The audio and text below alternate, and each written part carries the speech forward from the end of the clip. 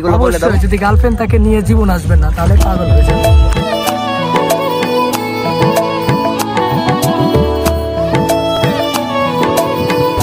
চলে আসলাম আমরা কোথায়?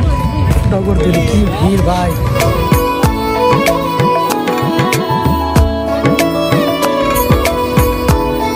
টগরতলিতে এসে আমরা এই যে ছোট ভাই নৌকা নিয়ে নিলাম। আসসালামু আলাইকুম সবাইকে, কি অবস্থা সবার, কেমন আছেন? তো আমরা চলে আসছি টগরতলিতে। তো আমাদের সঙ্গে আসছে মুরসালিন মিলন, এই যে এই তন্ময় হাসান। কোথায় আসছি মামু?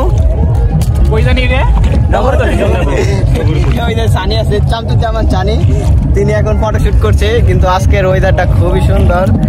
আমাদের মানুষ সুন্দর না, হ্যাঁ আমরা আসলে মানুষ সুন্দর না, কিন্তু আশেপাশের ওয়েদার প্লাস মানুষ খুবই সুন্দর। আপনাদের দেখাই আজকে টগরতলি আমরা কিভাবে নৌকা দিয়ে ঘুরি, এগুলাই দেখাবো। তো টগরতলিতে এসে আমরা এই যে ছোট ভাইয়ের নৌকা নিয়ে নিলাম। ছোট ভাইয়ের খুবই বেশি দাম নিচ্ছে ভাই, এত বেশি নিয়ে লাগে। শুক্রবার থাকার কারণে তুলনামূলক ভাড়া একটুই বেশি, একটু না অনেকটাই, প্রায় ডাবল ভাড়া। তো আপনি শুক্রবার বাদে যে কোনো দিন আপনারা 150 থেকে 200 টাকার ভিতরে একটা নৌকা পেয়ে যাবেন। তো যারা শুক্রবার যাবেন তারা 300 থেকে 350, কারো কাছ থেকে 400 টাকাও নিয়ে থাকে, বার্গেটিংয়ের উপরে ডিপেন্ড করে। যাই হোক, যারা যাবেন তারা অবশ্যই দরদাম করে নৌকায় উঠবেন। আর অনেক সিন্ডিকেট চলে নৌকায়, বিশেষ করে শুক্রবার দিন বাদ দিয়ে যাবেন। যারা স্টুডেন্ট আছেন তারা এমনি নর্মালি ডে যাবেন। আর এইখানে দেখতেই তো পারতেছেন, আমরা আসলে যেই দিন গেছিলাম খুবই সুন্দর একটা ভিউ ছিল। বিশেষ করে ওই দিনের আকাশটা একটু বেশি সুন্দর ছিল। আর এইখানে সানি, শয়তানি, জাওরামি, ফাইজলামি ইত্যাদি অনেক কিছুই করে, কিন্তু ওইগুলা ধরে রাখলে চলবে না।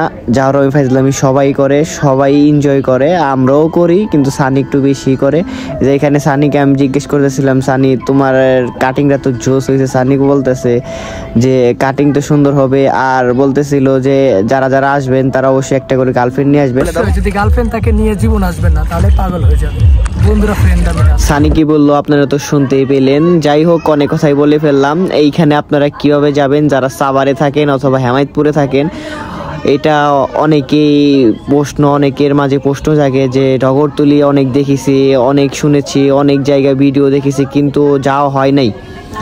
মূলত তাদেরকে নিয়ে এই ভিডিওটা করা, আবার তাদেরকে নিয়েও না, এমনিতেই আর কি আজাইরা ছিলাম, এর কারণে ব্লগটা করা হয়েছে। যারা হেমায়েতপুর থাকেন তারা ডিরেক্ট পল্লী বিদ্যুৎ চলে যাবেন, পল্লী বিদ্যুৎ নেমে দেন অটোওয়ালা আমাকে বললেই ওইখানে নিয়ে যাবে। আর যারা সাভার থাকেন তাদের উদ্দেশ্য তো কোনো কথাই নেই, কারণ তারা সকলেই চেনেন। যাই হোক, ভিডিওর মাধ্যমে কোনো ভুল ত্রুটি হলে অবশ্যই ক্ষমার দৃষ্টিতে দেখবেন। সবাই ভালো থাকবেন, আর ভিডিওটা কেমন হলো অবশ্যই কমেন্ট করে জানাবেন। ধন্যবাদ।